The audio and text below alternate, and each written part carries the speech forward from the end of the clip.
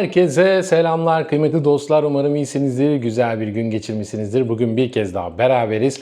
Aslında konumuz Kenan Yıldız'la daha çok ilgili ama işin içinde Arda Güler de var tabii. Arda Güler'in yakın çevresine söyledikleri var Kenan Yıldız'la ilgili ve Kenan Yıldız'la ilgili de Juventus'taki son gelişmeler var ve aynı zamanda Vinicius Junior'la ve Mastantuono ile ilgili iki tane de ilginç bir haber var. Onları da değerlendireceğiz. Tabii bu haberlerin böyle peş peşe çıkması bize de bu puzzle'ın parçalarını birleştirmemize sağlıyor. Öncelikle şunu söyleyeyim. Birçok kişi bekliyor tabii ki. Hani Real Madrid bu Kenan Yıldız transferi olacak mı? Kenan Yıldız Real Madrid'e gelecek mi? Şeklinde ama Juventus bir kez daha Kenan Yıldız'la masaya oturacak. 6 milyon euro ve bonusları kapsayan bir teklif sunacakmış Kenan Yıldız'a ve bununla ilgili bir görüşme yapılacak. Yani Juventus bir şekilde Kenan Yıldız'ın kalmasını istiyor. Kesinlikle gönderme istiyor ve bununla ilgili de Giorgio Chiellini de bu da Juventus yöneticisi.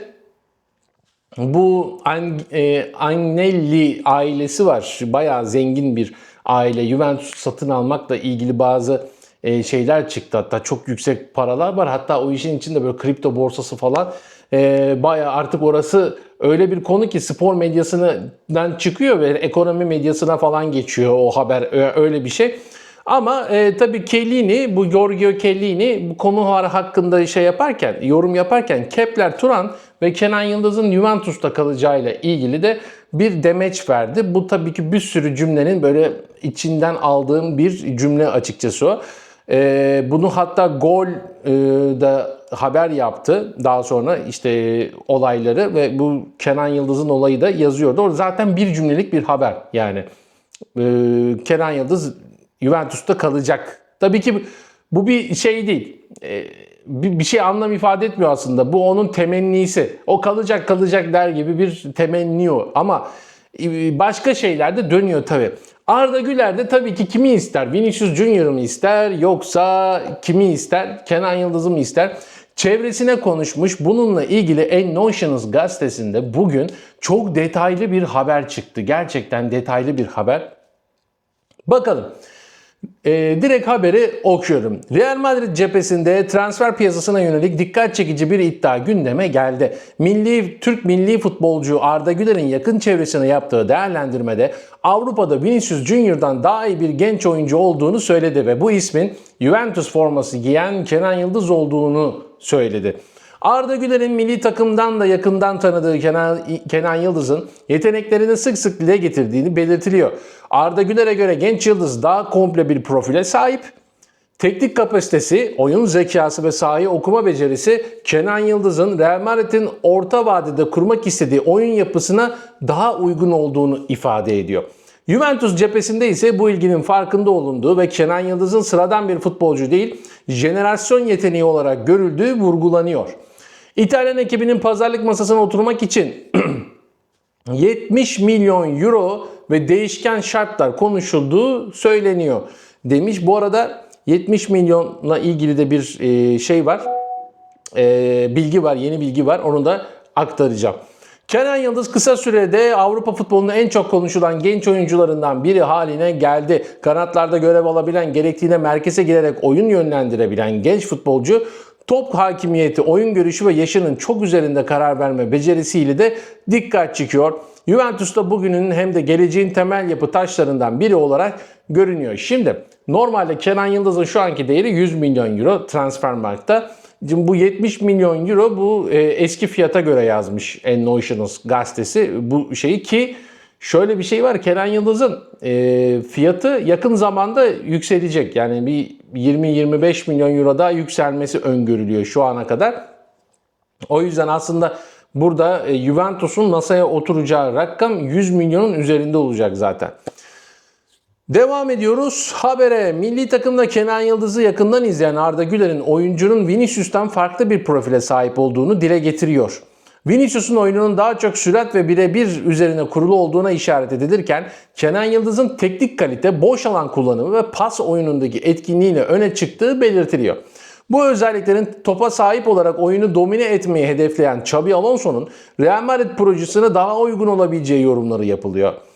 Real Madrid izliyor ama ancak bedel yüksek. Real Madrid'in Kenan Yıldız'ın gelişimini yakından takip ettiği ancak transferin kolay olmadığına dikkat çekiliyor. Juventus'un oyuncuyu satma gibi bir zorunluluğu bulunmazken 70 milyon euroluk değerinin yakın zamanda 100 milyon euroya çıktığı da dikkatlerden kaçmıyor. Bu rakam henüz elit seviyedeki istikrarını tam olarak kanıtlamamış bir oyuncu için yüksek bulunuyor. Real Madrid tarafında böyle bulunuyormuş. Valdebebas'ta Kenan Yıldız'ın profili ise olumlu değerlendiriliyor. Yani Valdebebas neresi bilmeyenler için aktarayım. Orası Real Madrid'in antrenman tesisleri. Yani oradaki teknik ekip, scout ekibi onlar olumlu değerlendiriyor.